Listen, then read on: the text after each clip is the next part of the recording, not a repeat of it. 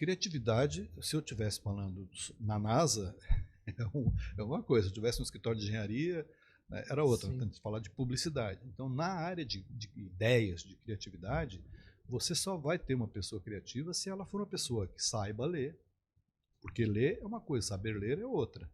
Que saiba escrever, e só vai saber escrever quem lê muito.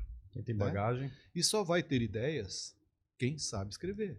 Então você tem que saber ler, tem que saber escrever e tem que saber desenvolver ideias, né? Se você não sai do teu universo daquela coisa, você não tem material novo, não tem insumo novo, não tem input novo, não tem ideia nova, né? Então a criatividade, ela é resultado dessa tua dedicação, dessa tua busca por ela, pela criatividade. Se você não frequentar ambientes criativos, você nunca vai ser criativo.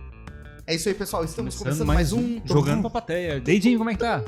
Muito bem, Ferrari. Começando mais um episódio aqui do nosso podcast. Qual é o tema de hoje? A gente vai falar sobre comunicação, né? De volta e meia a gente traz esse assunto aqui à nossa mesa, conhecer e relembrar um pouquinho do que acontece no nosso mercado de comunicação, como as coisas estão mudando. Boa. E aí? Quem são os nossos convidados, então? Hoje nós estamos recebendo aqui o nosso amigo já de longa data, ilustríssimo convidado, Jailson de Sá, que é fundador do portal Acontecendo Aqui, publicitário, um portal que tem mais de 20 anos de atuação aqui na nossa cidade, é uma referência. E claro que nessa conversa não podia faltar o Davi Paes Lima, né, nosso E aí, meninos, tudo bem? oficial. Seja bem-vindo, Davi. Prazer novamente estar aqui. Satisfação hoje com um grande convidado, grande parceiro. Fazemos muitas trocas no dia a dia. 1,75 m. Acho que vai render. Jailson, seja bem-vindo. Mais uma vez, a gente teve um papo não no Jogando pra Plateia, mas a gente já conversou uma vez. Aprendendo com a plateia. Isso, é isso aí. Jimmy, obrigado. Faz alguns 2 anos já. 3 anos. Por aí, A pandemia não era nem plano ainda. Né? Exato. Então, Jimmy, obrigado pelo convite. O Davi gentilmente fez esse convite. Estar aqui com vocês é um prazer enorme.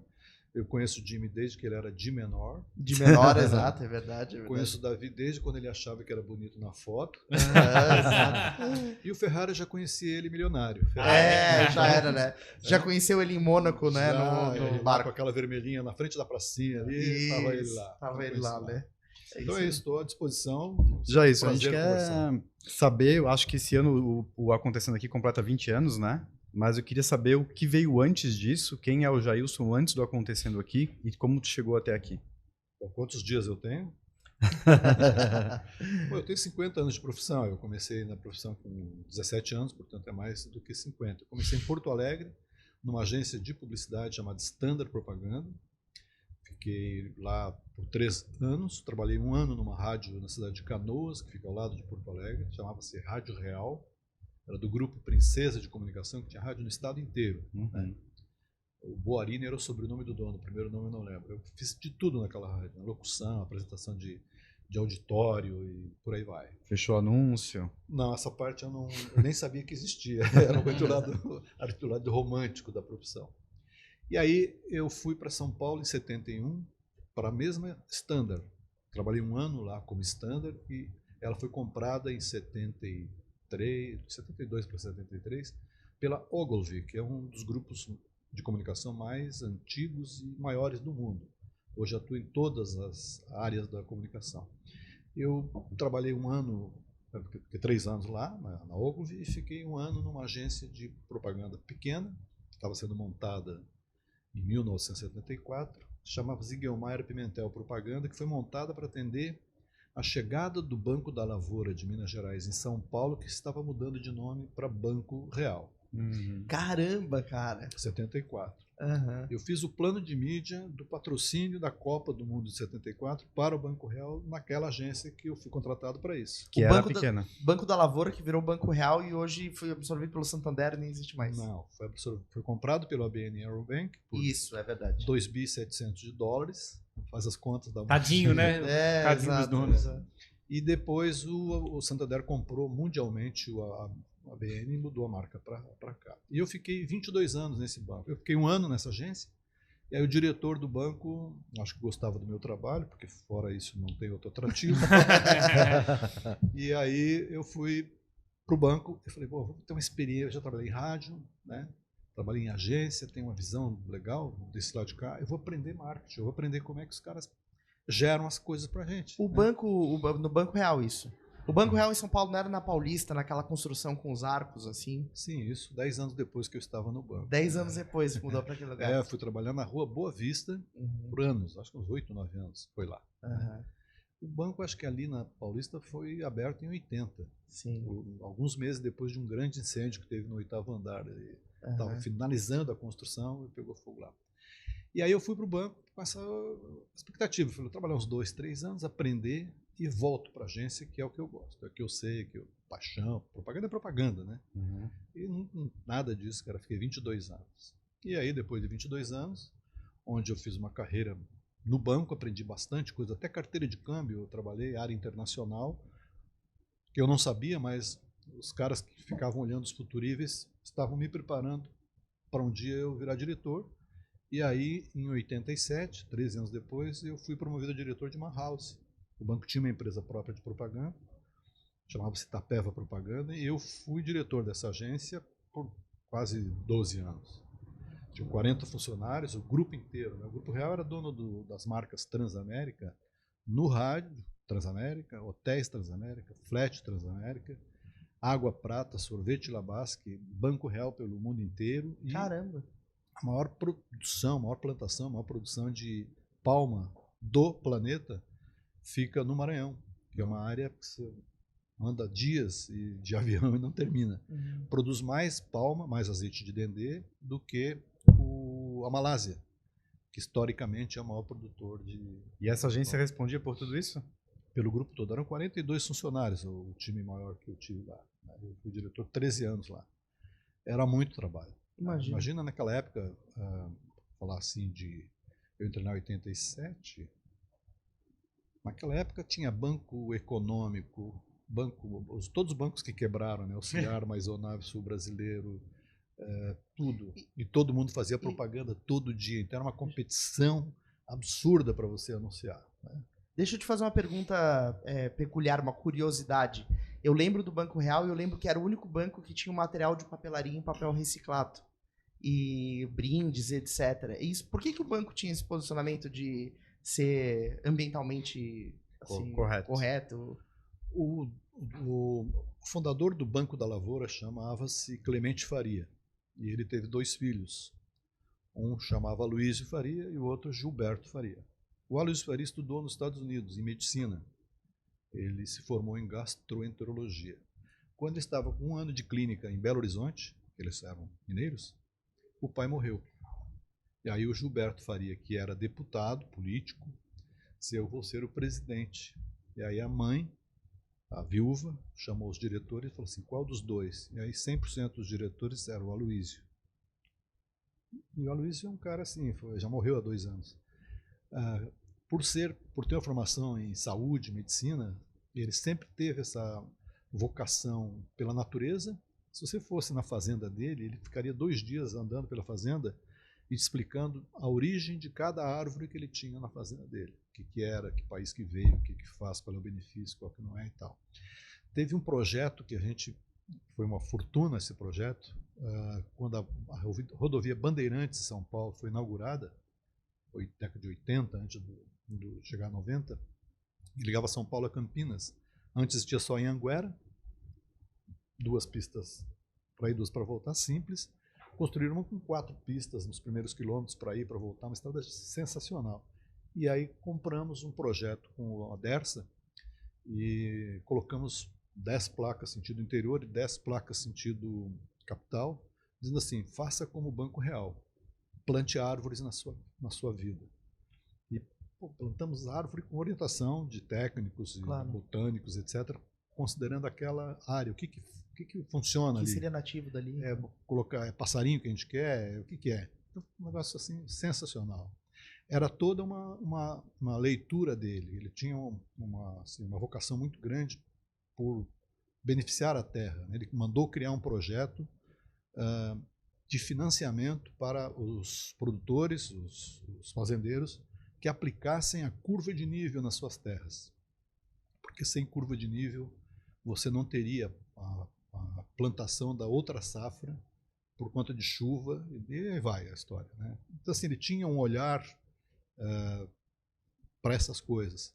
E a atitude de usar o reaproveitamento, isso foi uma constante na vida do banco. Cada produto tinha uma missão, né? Cada diretoria tinha um conselho consultivo, que chamava, eu participei de vários, onde tinha sempre um elemento de cada área pensando no que fazer de diferente. Então, era o grupo inteiro pensando todo dia no diferente. Então saía exatamente desse brainstorm permanente, que era provocado por ele. Tinha uma conta no Banco Real ou não? Tinha, meu pai era cliente do Banco Real e a minha primeira conta bancária foi no Banco Real, uma conta universitária. Então... Eu lancei esse projeto publicitariamente. Né? Isso, era foi lançado com a ajuda da Universidade de São Paulo. O que a gente poderia criar para universitários? Sim. E o pessoal da USP ajudou a gente a montar esse universitário. Eu lembro que foi incrível. Talão de cheque também era reciclado, né? Isso, Tudo era exótico, eu me lembro. Exato, era muito legal. Para você ter uma ideia, quando eu comecei no banco em 74, o caixa automático que existia era o do Bradesco. Você era cliente do Bradesco, então você tinha direito a usar o caixa automático. Pô, era uma delícia, você pegar o dinheiro onde você quisesse. Mas você tinha que usar 15 cartões, porque a máquina engolia o cartão. Então, você queria, sei lá, R$100 por saque, você queria 1.000, cada ele engole, aí você bota o outro digito, que nem a gente fez no café ali, né? 35 touch para poder dar um comando. E aí ele descobriu nos Estados Unidos que a Borges tinha um projeto de lançar um caixa automático, chamava-se outro nome, né? Mas a gente chamava de caixa automático, que não precisava, o cara não precisava de cartões, ela devolvia o cartão para você usar de novo e tal. E aí nós vamos trazer essa máquina. Aí ficamos na expectativa, espera, e vem, não vem, e vem, não vem. Criamos um filme, fizemos uma campanha antes do produto chegar no Brasil, que era um negócio que vinha, flutuava, ia na NASA e voltava e tal, não sei o quê. E aí apresentava e dizia, o único que devolve o seu cartão. Chupa, Bradesco! Legal. Mas era engraçado, porque eu me lembro da experiência do cartão do Banco Real, assim, o próprio processo de atendimento era diferenciado, né? Então, o fato de ser automático não era uma coisa tão relevante, porque estava tanta disponibilidade de caixa, de atendimento, assim, diferenciado, eu achava impressionante. Humanizado, né? Mas tinha um slogan que obrigava tudo isso. O banco que faz mais por seus clientes. Esse slogan perdurou, acho que até morreu o banco. Então todo mundo teve uma época que o Banco Real, que ano perto de 90, 92, tinha 40 mil funcionários no Brasil. Nós, diretores, imagina o doutor Aloysio acordar de manhã e saber que ele tem que dar conta de 40 mil salários. É uma loucura. Não era só o banco, o grupo todo, né? Porque o grupo era muito grande. Então, esse slogan é que fazia com que todos nós lá fizéssemos o melhor. Não tinha reclamação, não tinha como você esquecer que o cliente em primeiro lugar. Os caixas, não tem como hoje, você vai no banco, tem um caixa e 30 pessoas na fila. Sim. Aí tem que botar o código do consumidor para punir o banco, que passa de 15 minutos. Mas ninguém reclama, o cara fica meia hora e não reclama, né? Lá não, pô. Eu lembro da Rua Boa Vista, que é onde era o prédio quando eu comecei. Era tão grande a agência que você olhava assim, tinha uns 40 caixas. E todos com funcionário, e todos com cliente, e tudo certo. Não tinha reclamação. Não, eu fiquei impressionado com aquele negócio, porque parecia que estava mal acostumando a gente, assim, por exemplo, assim, que a gente estava esperando o mesmo serviço em qualquer banco, né? Bom demais para ser verdade, né? Hoje é isso. E como é que se desenrolou e se encerrou esse teu ciclo, a tua fase aí em São Paulo? E como tu veio parar aqui? Floripa. Bom, em 97, o ABN comprou o Real e tinha a opção de você ficar no banco ou sair. E eu preferi sair. Falei, chega de banco, né? 22 anos. A gente brincava, né? Trabalhar em marketing, banco, é trabalhar numa fábrica de fazer pamonha. Né? Aquela esmaga até sair o último caldinho. Né? Trabalhar em marketing bancário era complicado. E aí eu saí. E montei uma empresa de marketing cultural. Nos últimos 5 anos meus no banco, eu acumulei as ações culturais do Banco Real, que eram feitas em parceria com a Fundação Roberto Marinho. Então, a restauração de museus, Casa de Santos Dumont, o Ibirapuera, o Museu Nacional de Belas Artes, tudo que você possa imaginar de coisas sensacionais que foram feitas na área de cultura naquela época, era um patrocínio do banco, com o apoio da Fundação Roberto Marinho. Teve até um lance do da Rio 92, que chamava Eco 92, que as ONGs que não podiam entrar no Centro-Sul, no Rio Centro, colocaram barracas acho que na Praia do Botafogo, na praia, para poder ali levar suas bandeiras, os discursos, defender a natureza do seu país, trazer para as nações que estavam ali discutindo o Eco 92. E chegou, depois de uns 2, 3 dias, um pedido na Rede Globo, que segundo o coordenador dessas ONGs, soube que o Roberto Marinho era o cara mais forte no Brasil, que mandava até no presidente da República. Nossa. E que queriam ajuda, que eles precisavam comer, pagar som, para poder a voz chegar onde tem que ter som, né? E comida, que eles estavam ali. E aí a Fundação Roberto Marinho ligou para mim, lá o Joaquim Falcão, disse, olha, a gente está com essa situação. E a gente era parceiro, já, né, várias coisas juntos. $700 mil é o que a gente acha que precisa para custear essa semana de todo mundo. Tinha 200 barracas lá. Pô, $700 mil. E a gente dá o dobro em espaço publicitário na Globo. Falei, então, fechado. Deixa eu só consultar meu chefe. Uhum. Meu chefe estava em Nova York. Aí eu liguei e falei, assim. Ele falou, pô, fecha. Pode fechar. Aí eu liguei e falei, tá, fechado, é nosso. Aí, tá, onde está o teu chefe? Ele está em Nova York, tal lugar assim. Tá, nós vamos mandar o Globo lá. Mandaram o Globo lá. Uma entrevista com o cara. Jornal Nacional, o cara em Nova York, dizendo, nossa, Banco Real, junto, blá, blá, blá. Quanto vale isso? Caramba, só isso, cara, que né? loucura. Então, assim, ficou para todas as ONGs do mundo inteiro, porra, o Banco Real salvou a participação das ONGs no Rio 92.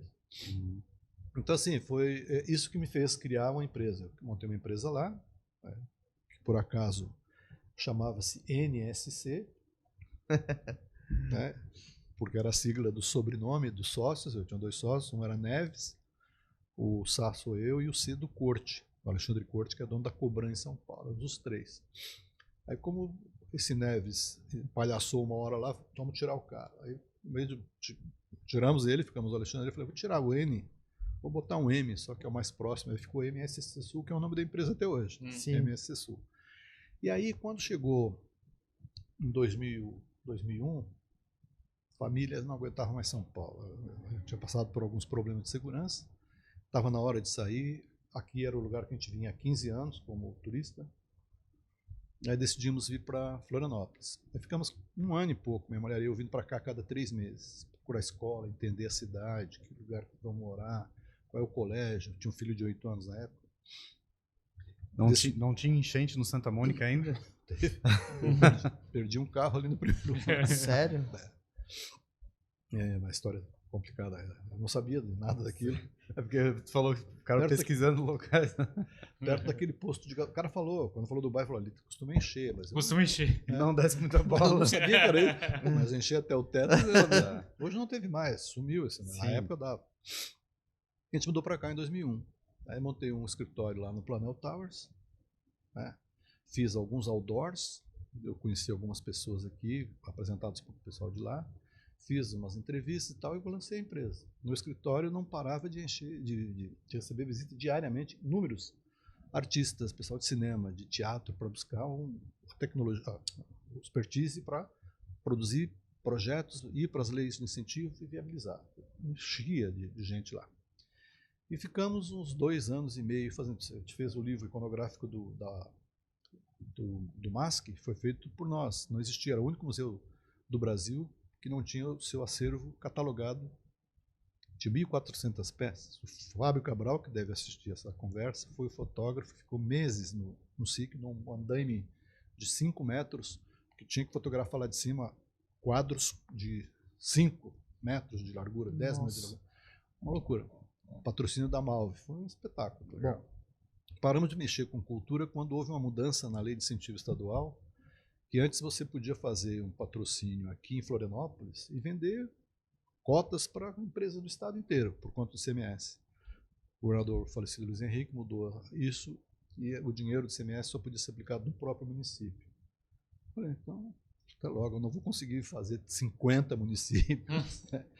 E aí eu parti para fazer outras coisas, eventos, lancei o Acontecendo Aqui e lancei também o Clube de Propaganda e Marketing, baseado no Clube de Propaganda e Marketing, do Clube dos Executivos de Marketing da ABA, que era em São Paulo, que eu fui um dos fundadores, década de 70, 80. Fizemos 60 eventos aqui. O primeiro tinha 8 pessoas, o segundo tinha 14, o terceiro tinha 40 e fechamos o último com o Walter Longo com 660 pessoas. A gente trouxe grandes nomes da propaganda e do marketing do Brasil para fazer palestra aqui, era todo mês, com um network no final. Aí 200, 300 pessoas. Então foi uma contribuição boa que a gente fez. Posso fazer uma pergunta? Que eu sempre gosto de trabalhar esse tema, é a questão da... Falar essa palavra propaganda, marketing, a gente também pode misturar o conceito de venda, né, o lado comercial. Como é que é o teu olho, assim, considerando a experiência como um todo, assim, porque o que é a fronteira entre uma venda, que é o processo de marketing, o processo de propaganda? Como é que tu separa esses territórios? Já foi de um jeito e hoje é de outro, e amanhã será de outro. Então, é uma dinâmica bem interessante. O que se aplica sempre é o seguinte, você tem que ter um o que bem resolvido e um como também bem resolvido. Hoje está tudo misturado. Né? Você antes fazia um plano de marketing estratégico para o ano que vem, 2024, com dados do Nielsen de 2022. E está tudo certo. Você fazia Rede Globo, Revista Veja, Estadão, Rádio XY, 2 rádios das capitais, fazia uma semana, 15 dias, vendia tudo missão cumprida. Chamava-se a mídia da mãe, que era uma mídia que todo mundo fazia e dava certo, que até a mãe do cara podia fazer o plano de mídia e funcionava. Faz a mídia da mãe que está tudo certo. Receita de bolo. Receita de bolo. Isso funcionou durante muito tempo. Né? Então, assim, você hoje não usa mais o Nielsen para isso. Hoje você tem as análises preditivas. Né? Hoje você sabe que para vender uma Mont Blanc na cidade de Nova Prata, em 2024, para 8 pessoas, que são as que têm interesse em comprar uma Mont Blanc de $2.000, você vai usar a mídia tal hora, em tal momento, que custa X e pronto. Você já sabe disso hoje, que é a mídia assertiva. Né? Então, hoje tem muito assim, vamos fazer uma campanha de awareness, ou vamos fazer engajamento, vamos fazer conversão, vamos fazer branding, né? Então, hoje tem uma miscelânea nesse sentido, mas o que importa é que nenhum anunciante faz perfumaria, não é casa de caridade, então toda a comunicação que ele faz é para vender. Né? Então, assim, muita gente foi formada por Peter Drucker, Kotler, os 4 Ps, né? Do produto, preço, distribuição e promoção, que hoje o raciocínio é mais ou menos o mesmo. Né? No entanto, a maneira de fazer a comunicação, a maneira de encantar o consumidor é que é outra. Né? Eu estava vendo uma psicóloga falando sobre o efeito do celular nas pessoas. Eu até fiz o print para depois mostrar para minha neta, pois olha aqui o que você vai ser quando crescer se você ficar tantas horas no celular. Fisicamente, né? Sim. Sim. Então, assim, hoje você talvez faça uma comunicação achando que está comunicando e não tem ninguém prestando atenção no que você está dizendo. Porque a ansiedade é tanta, aquela rapidez, aquela coisa. Ninguém senta na frente da televisão de mãos dadas com a família. Vamos assistir o Jornal Nacional. O que o William Bonner tem para dizer hoje? Picas, tem gente com 3 telas, cada um num ambiente. Acabou, né? O mass media, esquece. Então, se você hoje não tiver... Todas as faixas etárias estão se comportando assim? Sim, todas. Os velhos, como eu sou da profissão, sou obrigado a fazer isso. Mas tem muito... Quem que estava falando outro dia sobre os adultos? Estava dando exemplo de pai, de mãe. Meu pai faz isso, minha mãe... Eu assisti um vídeo de alguém falando sobre isso. Que é isso, né? As pessoas de idade já estão ficando com um grau de ansiedade ou impaciência, não sei definir se são as duas coisas de repente. Se você demora muito para explicar uma coisa, para falar uma coisa, a pessoa já passa. Né? Então, antigamente você tinha 7 segundos no comercial de televisão para fisgar o interesse da pessoa. Então você tinha que criar alguns gimmicks, alguma coisa muito interessante até 7 segundos para o cara poder assistir os teus outros 23, onde você ia vender com preço, com compre 2, leve 8, aquela coisa toda. De pagamento. Tudo. Né? Hoje você tem 2 segundos. E olha lá, né?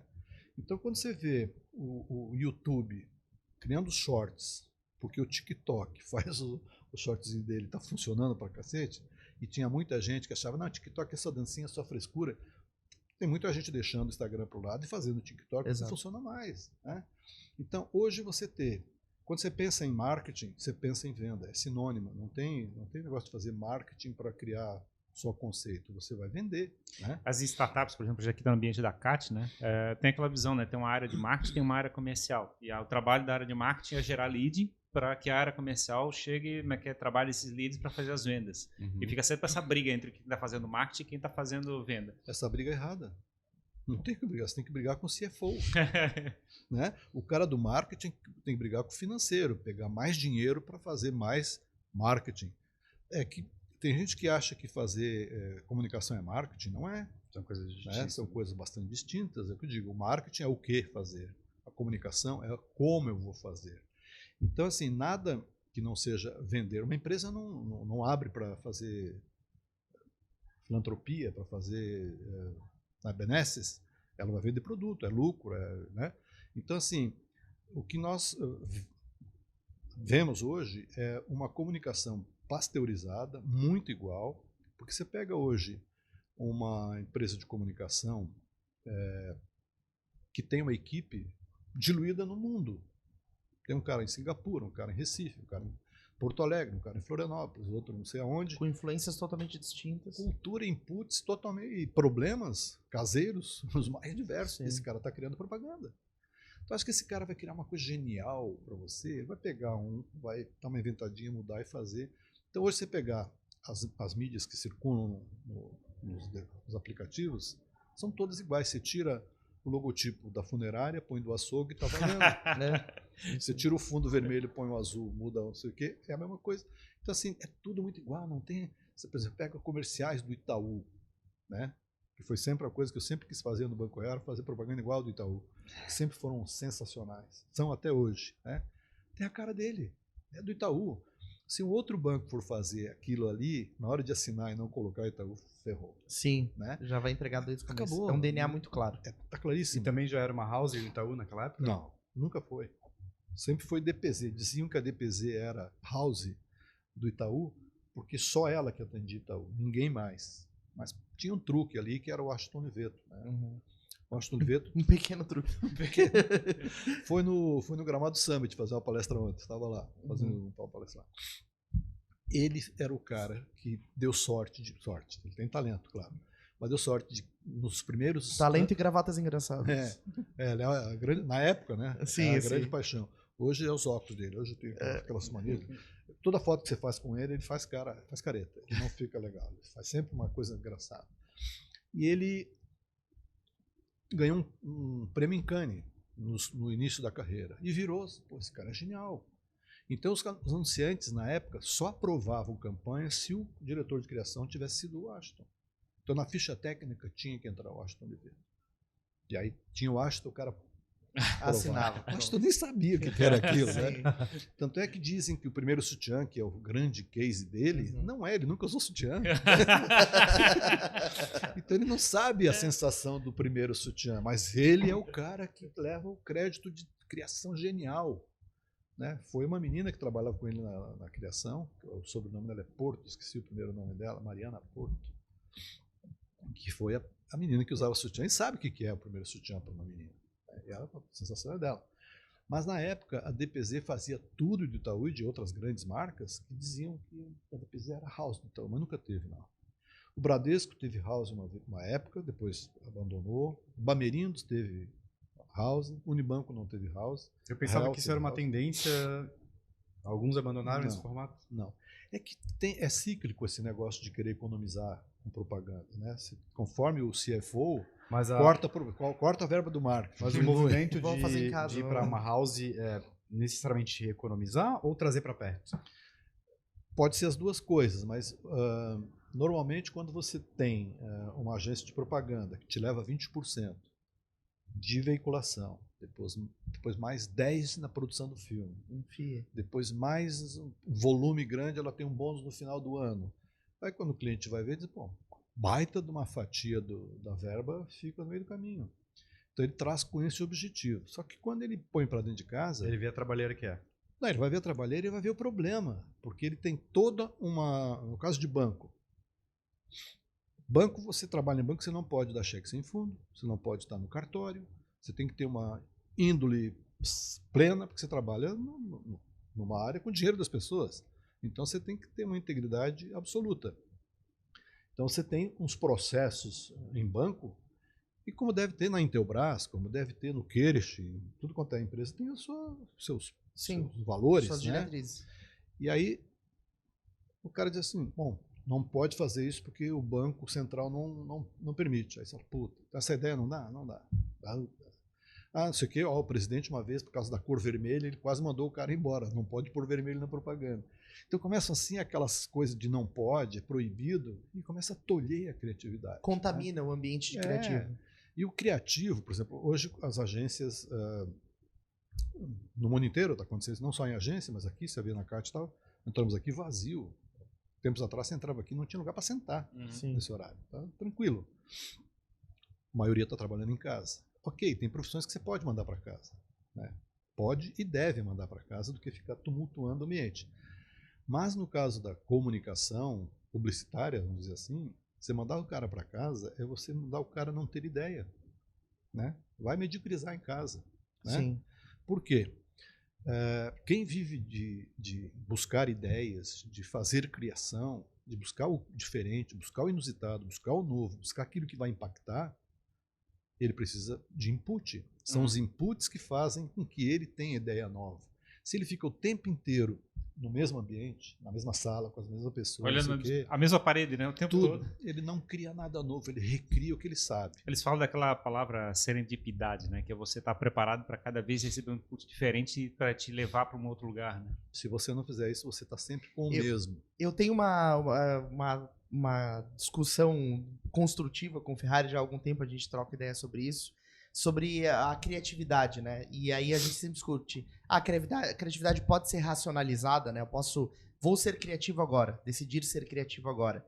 E aí a minha visão é que não, que é impossível. Para mim a criatividade é um negócio que eu vejo como meio inexplicável. Basicamente tu enche de input e uma hora dá um clique, um insight, e daí tu segue aquele caminho. A criatividade para mim acontece assim. E aí a gente conversava, né, sobre, tem como racionalizar a criatividade. Qual que é a tua visão, assim?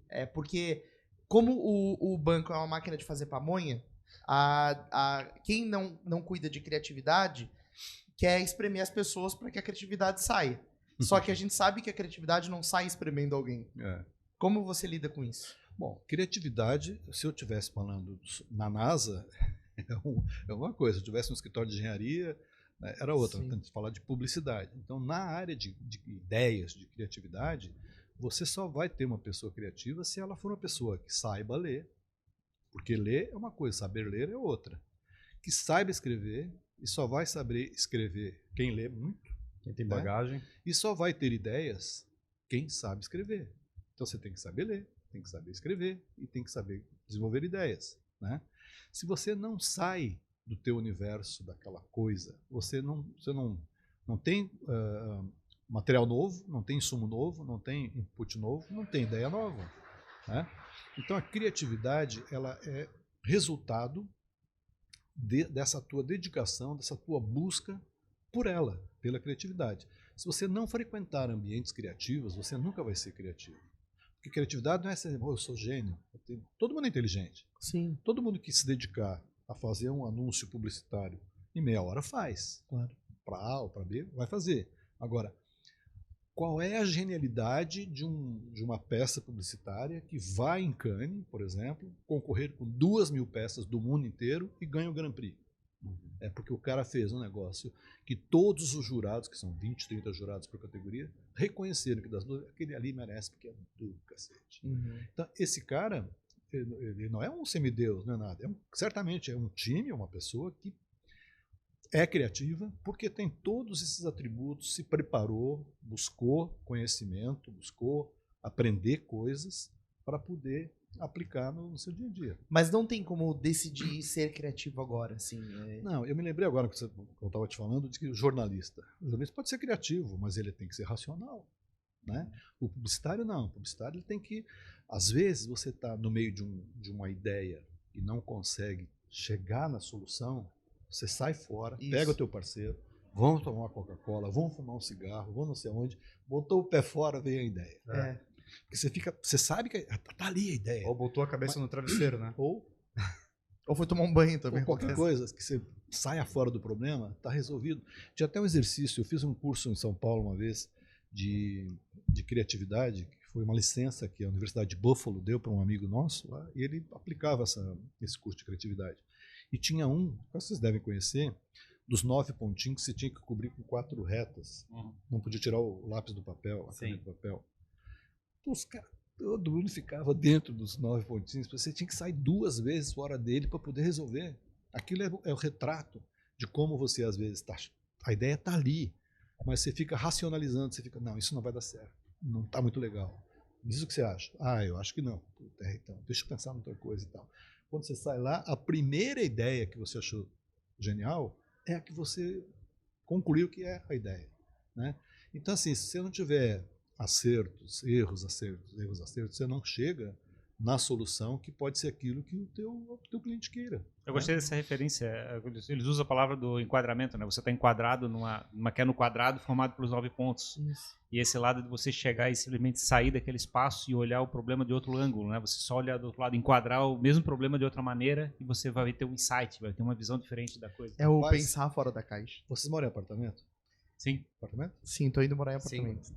Eu morei em apartamento, hoje eu não moro, não. Eu morei em apartamento. Você fica ouvindo seu vizinho brigar com a mulher brigar, xingar o marido, aquela coisa. Ir no banheiro. Tudo e tal. Aí você fica ali, depois de uns dias que você conhece, fala assim, se eu fosse esse cara, eu faria isso. Sobe lá, ô Márcio, tu tem que chegar pra Soli.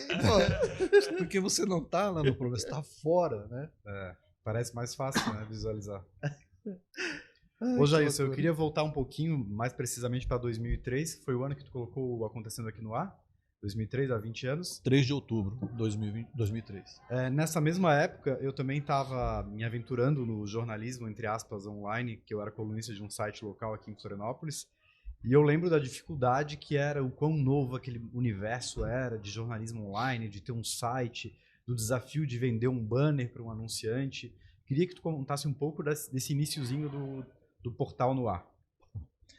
Tá me lembrando do primeiro site que a gente montou, que era o Dreamweaver. Alguém já ouviu falar do Dreamweaver? Sim, pacote Macromedia. Fireworks, Dreamweaver, Ultradev. Eu acho que ele conhece. Precisava de uma escavadeira para enfiar aquilo dentro do gabinete, né? Nós começamos com ele. Você colocava uma imagem para subir, dava suba, ia tomar o café, almoçar. Quando você voltava, estava na metade. Quando você voltava, estava na metade. Você dizia, bom, mais 20 minutos, mais 30, era um mega. Então, o primeiro site. E quem que era o Acontecendo Aqui? O Jailson? Tu que subiu os conteúdos? Não, tinha 2 pessoas. Tinha uma pessoa que era estudante da UFSC, que é quem conhecia o Dreamweaver, programação. Não era qualquer um. E 2 pessoas e eu, né? A gente fez o primeiro que você demora, né? Falei, bom, até eu tenho os layouts dele guardado lá. Marketing, publicidade, comunicação e o outro, não lembro, geral lá. Né? Na vertical, assim. 4 segmentos. Era isso, né? E aí eu falei, bom, como é que eu vou buscar conteúdo? Eu falei, eu vou colocar umas coisas aqui que eu acho, vou escrever, vou pegar e tal. Quem que no mercado já existia? Já existia meio mensagem? O meio mensagem já existia, porque o meio mensagem surgiu 10 anos antes de acontecer aqui. O Neto, o fundador, fez num A4. O meio mensagem começou com A4 físico, né?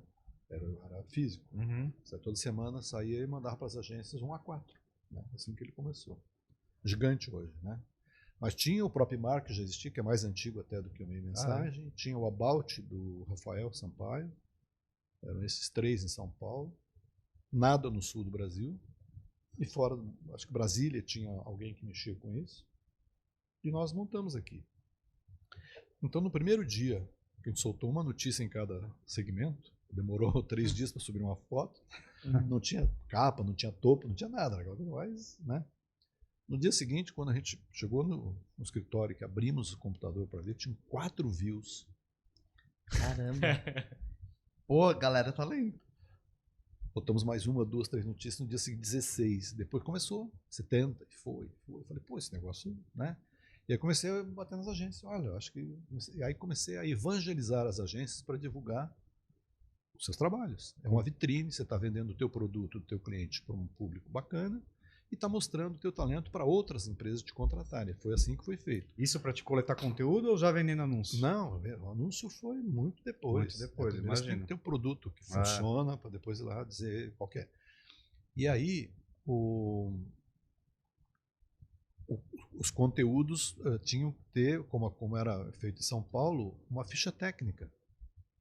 E aí alguns donos de agência diziam assim, não vou divulgar. Não vou dizer quem é que está aqui, não. Os caras vão vir aqui tomar meu redator.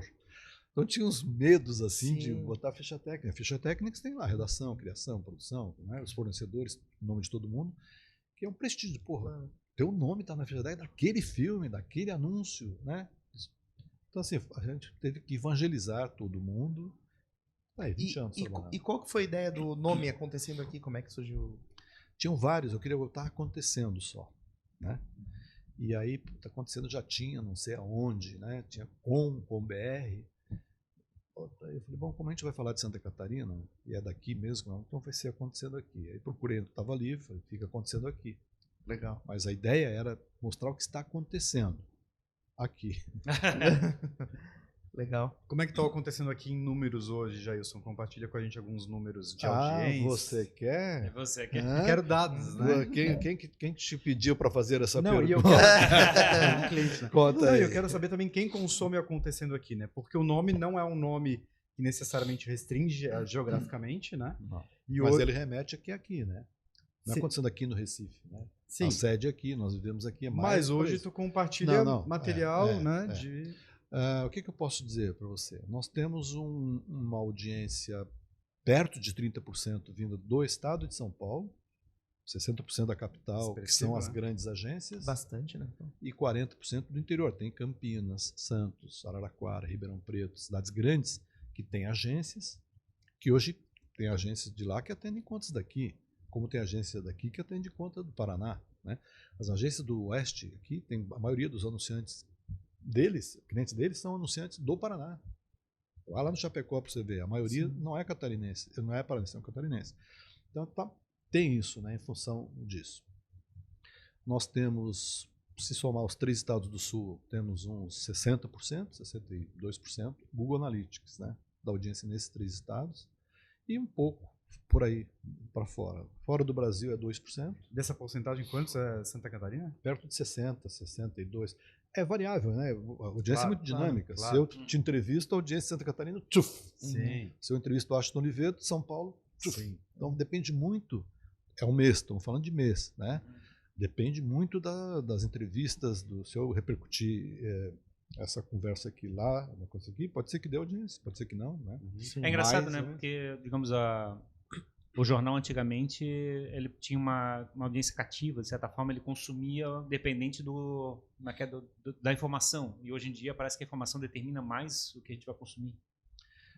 Antigamente o jornal era pago, então quando você paga porque você quer. É mais relevante, né? Hoje você tem tudo grátis. Pensa em cobrar. Você cobra, o cara não vê mais. Vede aí uma grande rede nossa aqui de comunicação. Já vamos chegar nesse assunto. Que cobra pena por isso. A outra que não cobra tá andando. Então, assim, hoje a pessoa... Antigamente o rádio era o veículo mais instantâneo. Hoje é o celular, né? Aconteceu um negócio, até o rádio apurar, confirmar, ligar para saber, tirar não sei o quê, já tem 30 sites que colocaram, de qualquer jeito. Caiu o avião. Pronto.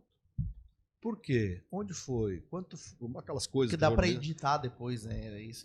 E aqui não, porque você vai lá, depois você arruma, você tira, você revisa e tal, né? Devia ter, cada vez que o cara entrou, dizer, revisado tal hora, revisão 2, revisão 8, revisão 30, né? Para você ver que vai fazendo Frankenstein. Sim. Então, assim, as pessoas hoje buscam, pela velocidade que a comunicação chega, é muita entrega, né?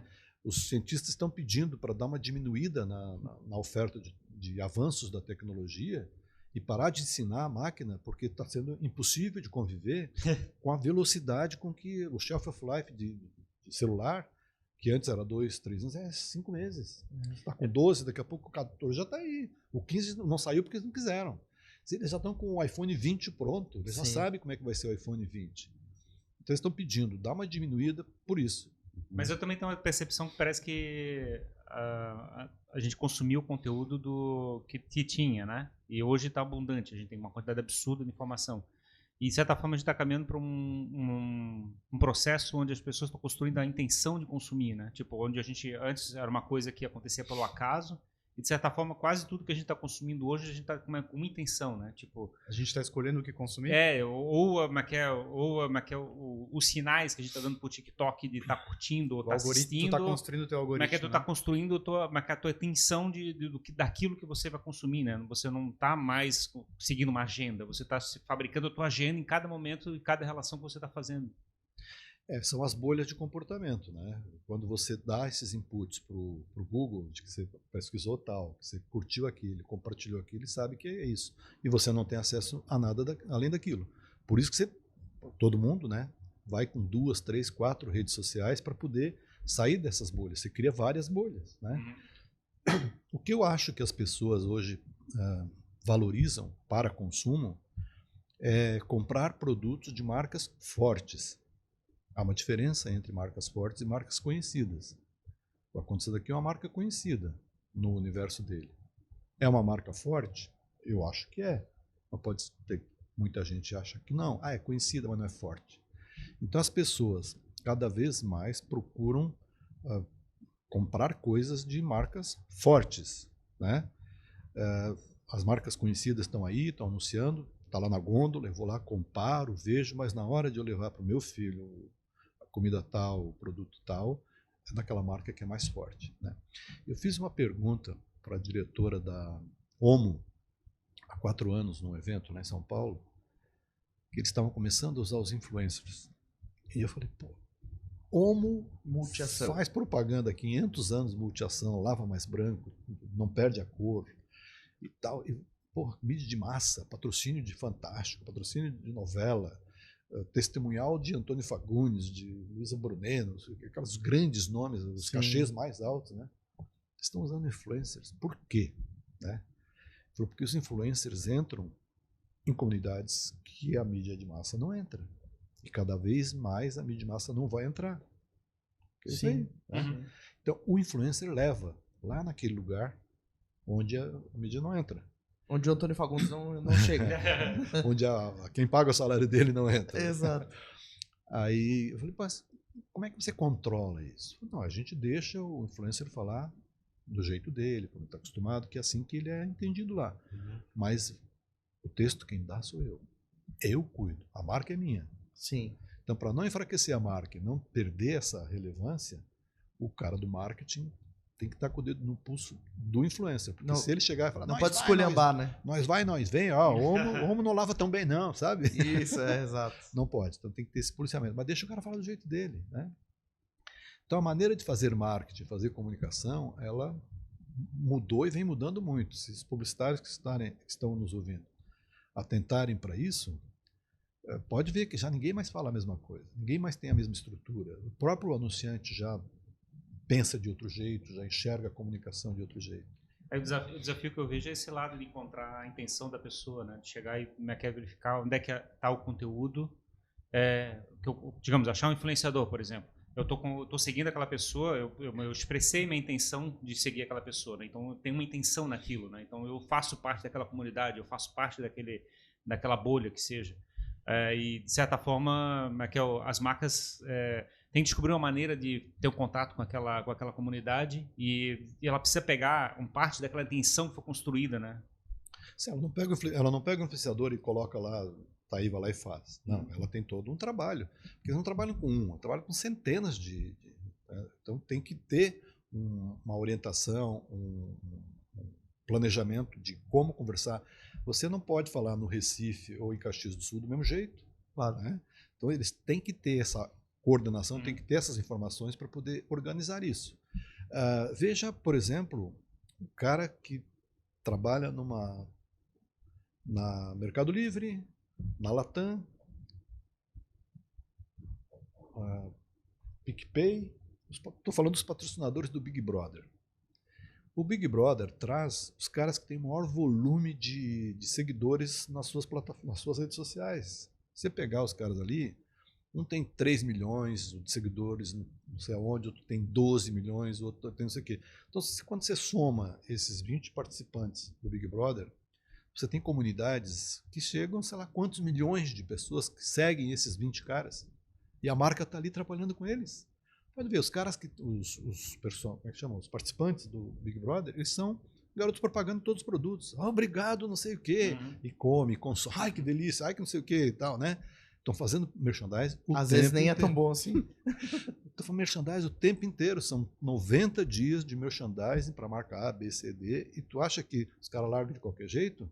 Tem toda uma orientação, tem todo um cuidado, porque estamos falando de marcas fortes, né? E é curioso, né? Porque no caso do Big Brother é um processo colaborativo, né? Que a rede de televisão faz uma estratégia de fazer aquilo ser uma coisa viciante, né? Que a pessoa chega a consumir. Eu vejo a minha filha que é desesperada para não perder o horário para poder assistir um negócio. Quer dizer, fabrica aquela necessidade de ver aquele negócio. E aí ela empresta, digamos, autoridade para aquele público, aquelas pessoas que são os heróis das histórias que estão sendo contadas ali dentro. E entregam, teoricamente, essas comunidades, essas pessoas, para as comunidades individuais de cada um dos perfis de cada uma das pessoas que viraram influenciadores digitais. Tem toda uma dinâmica sendo construída ali. O cara que era herói ontem foi demitido hoje, né? O cara que você diz, esse cara vai ganhar, já foi embora faz tempo. Cancelado. Por quê? Porque certamente, na hora da discussão ali, o número de seguidores fez a diferença. Pô, tá falando mal do meu herói, né? Sim. Então, isso aí, eu não sei explicar, né? Eu só observo isso e sei as consequências que ele está dando, mas não sei explicar como é que você orienta isso, porque a marca também está correndo risco. Se eu botar tudo em cima da loirinha, depois vem o outro lá, que é o oponente. E semana que vem ela for racista, né? Não, na semana que vem... Fala bem do Hitler.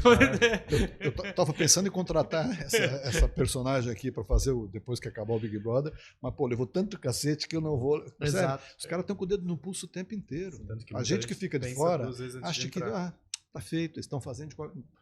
E é um caso de ressuscitação também, porque quase o Big Brother ano. tava morrendo, né? E os influenciadores... Dizem que continua, né? Dizem que a audiência não emplacou como era esperado, né? Sim. Mas eu também não sei o que era esperado. Pois é. Se é o mesmo do ano passado, se é, né? Mas eu acho que se reinventou absurdamente o programa, né? A proposta mudou. E a tua percepção é que a gente vai tentar lutar contra esse processo de reduzir o time span, que a gente consegue aguentar a chamada, quer dizer, 2 segundos tem que trocar de conteúdo. Vocês acham que a gente vai acelerar ou vai reduzir, ou a gente vai controlar, a gente vai fazer alguma... Qual é a futurologia para esse assunto? Depende do GPT.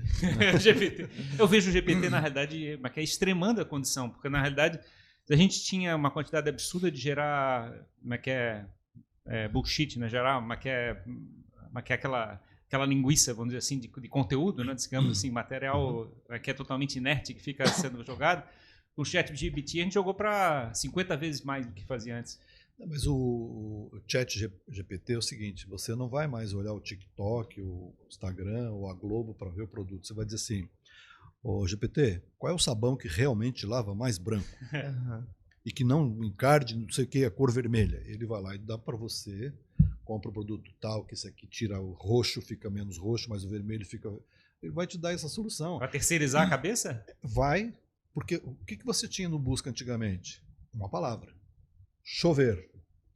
Aí vinha um ponderário de coisa. Tu tinha que ponderar ali. Agora você fala assim, vai chover em Chapecó amanhã porque eu vou fazer um voo X horas. Aí ele diz, amanhã vai chover. Agora você está começando a fazer ladainha. Você faz uma entrevista com o GPT e ele dialoga com você no nível que você quiser. Margem de erro, grande ainda. Eu te vi uma muito engraçada, né? A pessoa perguntou, ChatGPT, onde é que eu posso baixar filmes piratas, né? Aí ele deu um sermão, pirataria é crime, não sei o quê. Claro. Então quais sites eu devo evitar para não consumir conteúdo pirata? Tal site.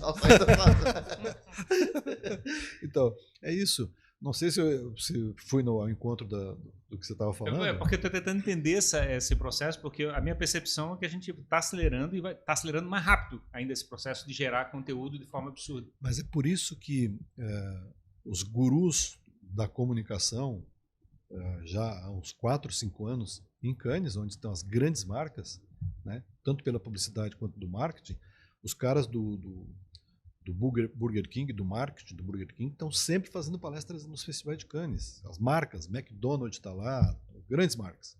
E esses caras, que são anunciantes e que são agências desses anunciantes globais, estão muito mais adiantados do que nós aqui de Florianópolis, nesse sentido. E os caras vêm pedindo, todo ano, diminuam as futures dos produtos de tecnologia. Diminuam. Porque enquanto as pessoas estão aprendendo a mexer com uma, vocês estão vindo com outra. E estão criando assim, nas pessoas uma ansiedade e uma perda de dinheiro com coisas e tal. Parem com isso. Esses caras não param nada. São máquinas de dopamina, que a gente chama, né? São equipamentos desenhados para provocar reflexo de dopamina nas pessoas. E por que esses TikToks fazem sucesso? Né? Quai, TikTok e outros tantos. Porque tem público para tudo. Tem público para tudo. Quando você pulveriza essa audiência que antes a Globo tinha 80%, né? Mídia da mãe. Você fez, todo mundo no dia seguinte sai comprando porque está pulverizado por 500. Eu fiz uma entrevista há uns anos atrás, uma campanha da Oi em São Paulo, que a imprensa especializada foi chamada, todos os jornalistas que mexiam com o assunto foram convidados, eu fui para São Paulo. E eu entrevistei o Cid Ferreira, dono, você acabou de falar no Bullshit, ele era dono da NBS, que é o No Bullshit, o nome da agência dele é No Bullshit. Cuidava da conta ela foi vendida, essa empresa. Cuidava da conta, estava lançando a campanha da Oi com o Anderson Nunes. A primeira campanha do Anderson Nunes para a Oi foi essa que eu fui lá ver.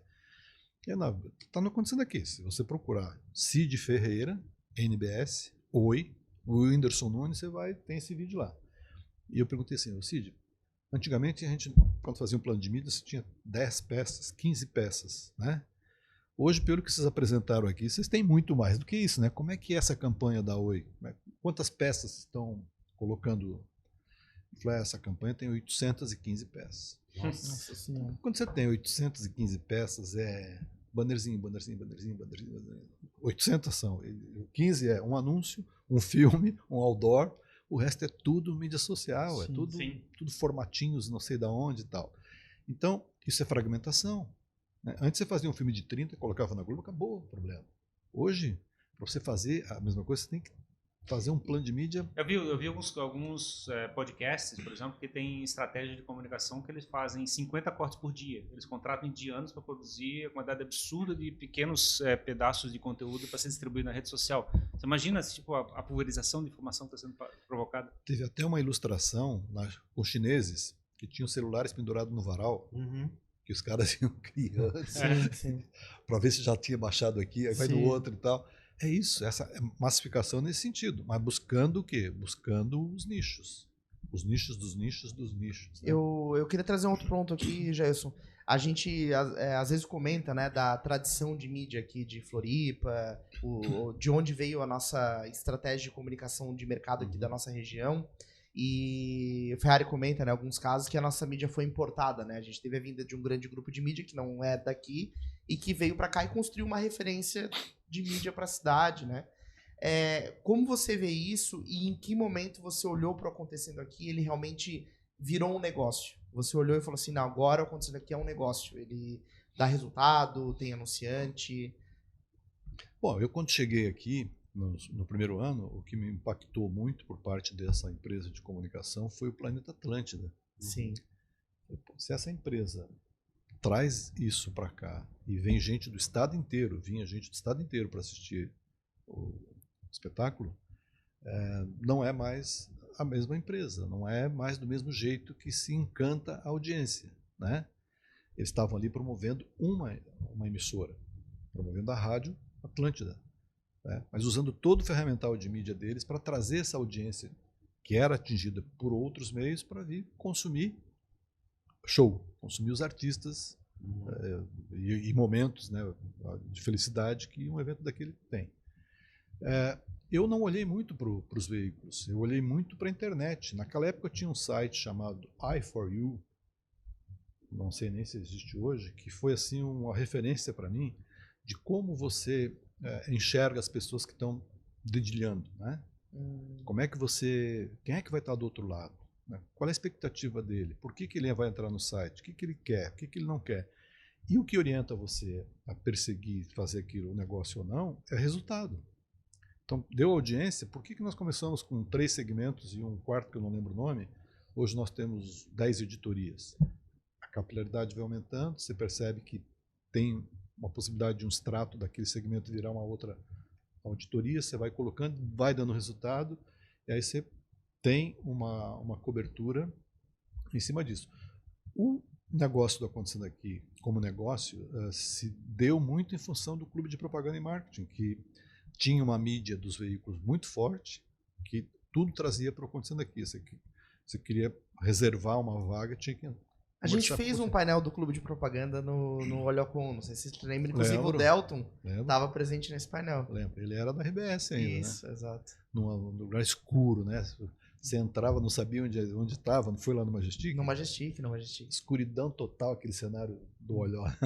Eu lembro. O Jailson, há 10, 15 anos, para os acessos do Acontecendo Aqui, de todos os portais, era a pessoa sentada na frente de um desktop, digitando lá no navegador www.acontecendoaqui.com.br. Isso mudou bastante com o advento de muitas redes sociais, né? Dos veículos se apropriando também das redes sociais para converter e levar acesso para os seus sites. De onde vêm os acessos hoje do Acontecendo Aqui? Que canais hoje tu usa? E é verdade isso? Poucos acessos hoje vêm da pessoa que vai lá e digita no navegador? Como está isso no Acontecendo Aqui? No caso do Acontecendo Aqui, nós temos 30 e poucos % de orgânico, tem uns 10% de e-mail, que eu achei que era maior, mas não é. De que vem do e-mail marketing? Daquela newsletter que a gente fala no final do dia, e 40 e poucos é direto. É bookmark ou quer dizer... Por ser um público muito nichado, né? Pode ser que não é só bookmark. Por exemplo, eu vou te dar uns números que a gente tem, que qualquer um pode ver lá. A gente tem Instagram, 5.700 seguidores. Facebook, 24 mil. Twitter, 12 mil. 5 mil assinantes da newsletter. Então, isso tudo a gente trabalha o dia inteiro dentro das regras deles. Tantos por dia, tantos isso, aquilo. Tudo que é possível fazer no Instagram. Mas é bem recente isso, né, para ti, não Acontecendo Aqui. Há um ano tu não explorava tanto o Instagram como tu explora hoje, que eu sei. Não, o Instagram é de meses. Instagram que tá bonitinho assim, os stories lá todo dia, é recente. Né? Agora tem um cara chamado Edu Borges com a Ellen ali, que são 2 feras. Já falei o nome deles, eles são os responsáveis por isso. Realmente mudou muito, cresceu bastante. Então, esse universo tem uma superposição dessas redes todas, mas a gente trabalha da hora que começa até o final do dia, olhando. E como tu percebe isso? O que eu vejo é que cada site, de acordo com o tipo de conteúdo que pulveriza, uma rede social é mais estratégica, né? Eu vejo veículos ainda mais sensacionalistas, não vou mencionar nomes, que é chato, mas que exploram notícias mais Quais são, Davi? Quais que eu não devo seguir? Quais que eu não devo seguir, Davi? Para esses, o Facebook ainda é muito grande. Gente comentando sobre catástrofe, sobre tragédia, sobre assassinato, enfim. Para outros, já tem veículo que não abastece mais o Facebook e abastece só Twitter e LinkedIn, exemplo, né? Tem um portal aqui de Santa Catarina que faz isso. Outros só Instagram. O que tu percebe aí? O Acontecendo Aqui ainda não está tanto no LinkedIn, né, Jailson? Bom, o LinkedIn, cada plataforma tem um propósito, né? É a mesma coisa de você apostar na Bolsa de Valores. Se você quer botar o teu dinheiro na Bolsa de Valores, não durma mais. Fique 50%, 100% do teu tempo olhando para o terminal para ver o que é, e tira e põe, vai, vem, tira e põe. É assim, né? As redes sociais é a mesma coisa. A audiência de um site, ele está que nem Bolsa de Valores. Se você não olhar, desanda. Você botar a mesma matéria em todos eles, do mesmo jeito, está errado. Eu sei que tem gente que compra software, bota uma vezinha ali, eles esparramam igualzinho para tudo. Chega uma hora que não dá.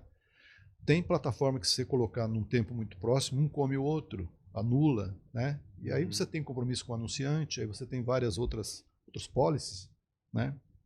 Que nós cuidamos disso, né? O anunciante tem valor para nós, a gente olha isso, a gente não enche o saco da rede social com propaganda, com um conteúdo que não seja algo útil para ela. O site está cheio de propostas, né, de propósitos ali no conteúdo dele, mas nas redes sociais não vai de qualquer jeito. No Instagram, muito critério, né, Facebook, muita parcimônia, né? Nós não impulsionamos nada, não gastamos um centavo, não aplicamos um centavo em rede nenhuma, é tudo espontâneo, é tudo que tem que ser, né? Para quê? Porque quando você tem os números que a gente tem, são números fiéis, digamos assim, né? Se eu quisesse publicar os trending topics do Twitter no site, eu teria uma audiência 2, 3 vezes maior do que tem, mas não interessa isso. Porque essa audiência fútil, não é o que não tu vende palpável, para o teu anunciante, não, o número? Os números que eu dei são os números que estão lá, são os números que a gente vende, não tem, né? Se eu fizesse um olhar asiático para a audiência, eu teria também 100 vezes mais audiência do que tem. Mas eu não olho para isso. O que adianta o cara que tem um negócio aqui na Mauro Ramos publicar um anúncio comigo para exibir para a Índia, para a China, para não sei onde? Não. Mas não tem, ao mesmo tempo, não é meio dual isso, porque às vezes o cara do marketing, a empresa, ela quer número, né?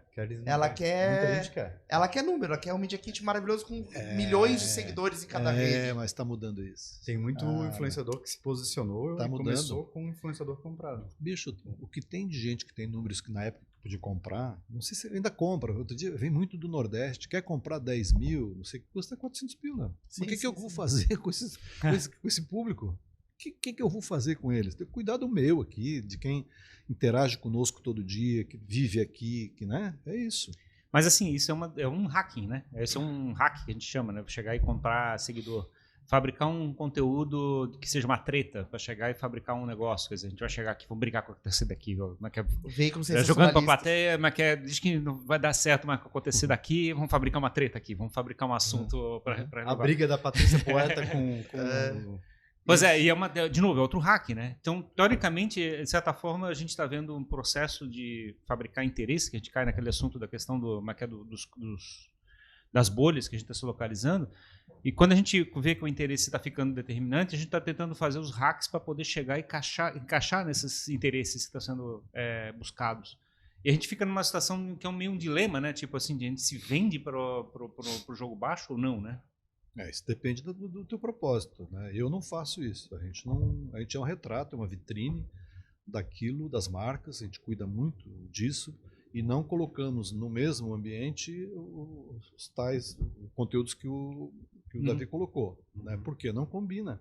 Ou eu faço aquilo, tragédia, não sei o quê, blá, blá, porque a audiência gosta daquilo. É o torce sai sangue. Ou eu faço aquilo que dá 1% de audiência daquilo, mas a audiência é qualificada, né, que tem conteúdo, que quer mais conteúdo e que valoriza o trabalho que é feito. Jailson, tu que saindo um pouco do acontecendo aqui, mas tu enquanto profissional que está em contato diário com os veículos, com os profissionais dos veículos aqui de Santa Catarina, e tu vem enxergando essas transições, quero a tua opinião sobre erros e acertos de algumas emissoras, de alguns grupos aqui catarinenses. Exemplo, a gente tem o SCC hoje aqui, se eu não me engano, é o maior canal de YouTube em Santa Catarina de um grupo de TV, porque eles transmitem lá a programação ao vivo, simultaneamente, né, do SBT. Sim. Eu quero saber qual a tua avaliação em relação a isso. Tem veículo que tem, como tu falou ali antes, um que cobra pelo conteúdo publicado no portal, que é a NSC. A AND optou por não cobrar e vem colhendo números bem expressivos, né? 40 e poucos milhões de views, publicou essa semana, se eu não me engano, que eles registraram em março. 40 milhões em março, de paid views. Tu pode comentar quem está, na tua visão, acertando, errando, quem está jogando certo, quem está jogando errado? Por que a NSC segue líder de audiência na TV e isso não se reflete para o portal dela? Jailson, a favor ou contra os paywalls? Eu fiz essa pergunta para Adriano Araldi, que é diretor-geral da RBS, da NSC. Eu falei, quando eu fiz essa entrevista há uns meses atrás, eles ainda estavam ali com 1 milhão na frente, o outro estava na faixa dos 20 22, 23 milhões, os dois meio empatados, né? Falei, como é que você explica esse volume de audiência, né? Para um e para o outro, os dois juntos, dá 40, 50 milhões. A população de Santa Catarina é 7 milhões. Né? Então vocês estão com audiência ou fora daqui. Ou tem gente lendo a mesma coisa Ou 5 tem, vezes. cada um tem 10 computadores em casa. Né? Então ele diz o seguinte, a diferença que tem, no nosso caso, o nosso público paga para ter o conteúdo no portal. O outro não, que é o do DND, o outro não. Então o outro pega, né, é de graça, qualquer um vai lá e tal. Agora, o que me causa ali é o seguinte, se você deu 40 milhões de page views e só de Santa Catarina deu 10 milhões e pouco. Se a população é 7, esses 10 milhões, que são catarinenses, eu não sei como é que o VC mede isso, se ele mede por entrada, então aí não seria usuário único, seria um page views catarinense, digamos assim. É uma coisa que teria que perguntar para o IVC como é que ele dá esse número de usuários únicos, 10 milhões, e os usuários únicos da NEC também é perto disso. E aí? Então acho que tem aí uma nomenclatura que a gente está achando que é um IP, e na verdade são entradas. É porque daí você pega um público dos 7 milhões, vamos dizer que 2 milhões acessem, mas tem muitos page views e gera os 10 milhões Se você tem assinantes que entram 4 vezes por dia, eu tenho certeza que você entra na conta daqui algumas vezes por dia. Ele não entra na conta daqui por um mês. Ele entra uma vez por dia. Tem de tudo. Quando você tem um universo de audiência gigante, como eles têm, ok, dá visibilidade, dá views, né? Mas o que eu tenho dúvida é se essa nomenclatura não está errada. Visitantes únicos ou page views únicos. Aí tem que ver, né? Porque tem usuários únicos e page views únicos. É uma coisa que eu... E se o outro tem 7 milhões de assinantes daí? Porque é o seguinte, o que vem para cá, para a gente divulgar, é aquilo que eles querem mostrar. Mas também cai um pouco na discussão que a gente estava fazendo. Eu peço o relatório geral, não vem. Eu vou ligar para o IVC para pedir para... Não sou assinante, não, né? Eles que têm os dados. Então é difícil para o anunciante que tem o direito, né? O anunciante que paga, você tem clientes. Tem os clientes que pagam para veicular lá, se pedirem um relatório para entender isso com profundidade, certamente a área comercial dos dois vai abrir e vai explicar.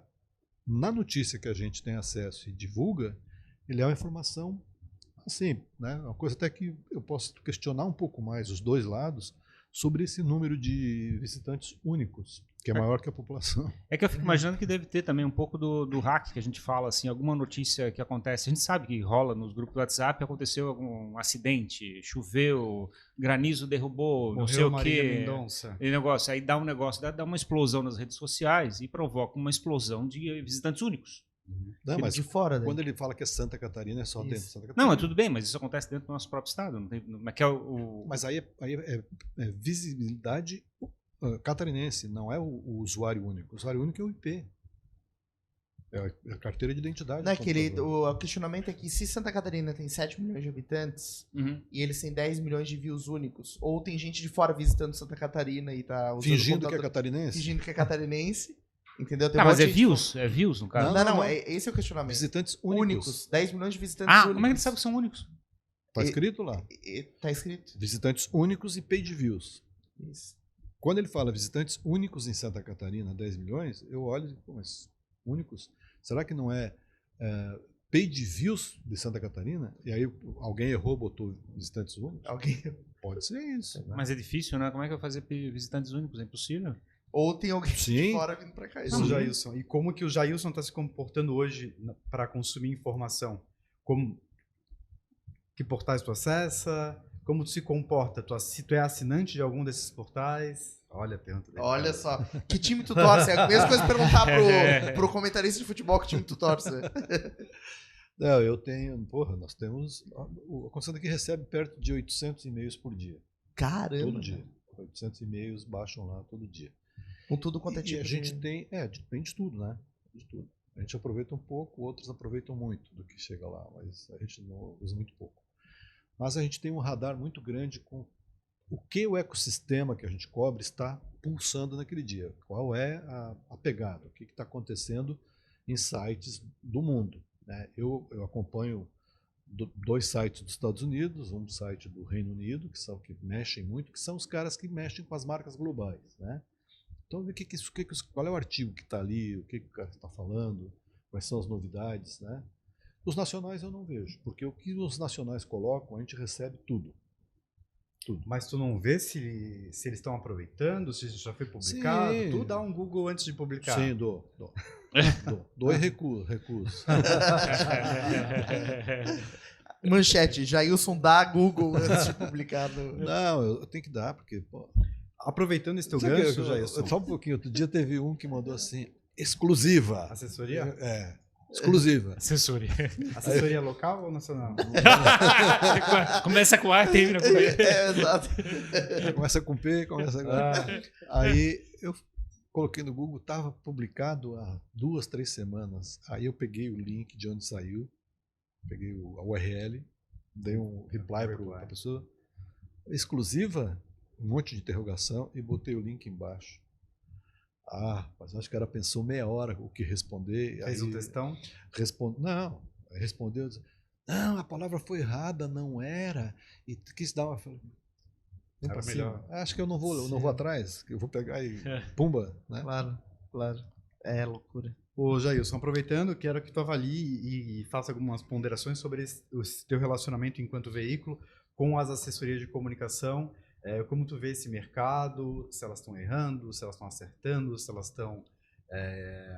quem está na frente, quem está atrás, no sentido de comportamento, né? O que tu aproveita disso? Os veículos são bastante hoje dependentes de assessorias de imprensa. Eu acho que tem assessorias de imprensa que ainda fazem jornalismo, né? Sim. Que prestam serviço à marca, buscando a credibilidade de onde vai sair, né? Mas tem muitas que fazem o inbound através do release, né? Estão ali querendo fazer isso. A gente também dá uma cortada. E isso é um problema, porque o anunciante contrata uma assessoria de imprensa por uma taxa mensal infinitamente menor do que ele gastaria com a agência. E a assessoria diz, não, eu faço sim, eu faço um anúncio. Quer que eu faça um anúncio? Faço um anúncio. E aí quando você vai ver as mídias de alguns clientes dessas assessorias, não é assessoria, dessas empresas de comunicação, você olha o celular, parece aquele classificado do Estadão de antigamente, né, que você abriu o jornal, é tudo igual, né? Sim. Você pega os anúncios, é tudo igual, tudo parecido. Por quê? Porque ninguém consegue fazer um trabalho primoroso, sensacional, com a quantidade que tem. Hoje você pega essas empresas, elas não são criadoras de conteúdo, elas têm um time de desenvolvedor de post, né? Antigamente, não muitos anos atrás, você ouvia o cara dizer, não, eu sou profissional de marketing digital. O que o cara fazia? Post no Facebook. E ele era um profissional de marketing digital. Hoje, o cara, para dizer que é marketing digital, o cara tem que entender muita coisa, sociologia, tudo que você possa imaginar, comportamento daquilo, das bolhas, das tendências, da marca forte, será que vai? O cara tem que ter uma visão. Muita gente já tirou essa nomenclatura porque não se arrisca a dizer que faz tudo isso, né? Então, eu acho assim, aqui como é mercado regional, nós temos anunciantes pouco exigentes, digamos assim, né? Quando você pega mercados mais maduros, mais competitivos, os anunciantes são mais porrada, né? O brief já vem com mais profundidade, já vem uma coisa mais rigorosa, já vem uma coisa... A expectativa é outra. Tudo, o sarrafo lá em cima. Aqui, muitas marcas familiares, né, tem, assim, facilita, são amigos. Quem que tá? O cara estudou comigo, tem uma agênciazinha, vem e tal, né? A agência começa a crescer, vira uma agência bacana e tal. Mas aí fica aquela relação entre amigos, né? De então, compadres. Eu acho que hoje nós temos um problema em Santa Catarina que muitas marcas abriram as suas houses, né? Algumas levaram publicitários, outros não. Pegaram o pessoal que tinha ali, que é analista não sei do que, e dá para o cara fazer, dá uma batata quente, o cara vai lá, aí ele começa a pesquisar no site, começa a pesquisar em tudo, e ele dá um jeito de fazer. Aí quando você vai olhar, quer dizer, cada CMO tem que enxergar o resultado que quer, né? A função do CMO até anos atrás era ROI, só ROI. Ele queria era explorar pamonha, até a última gota, né? Hoje esse cara cuida disso, mas a maior preocupação do cara de marketing hoje é criar experiências para o consumidor, para criar a tal da consciência de consumo. E aí depende da empresa.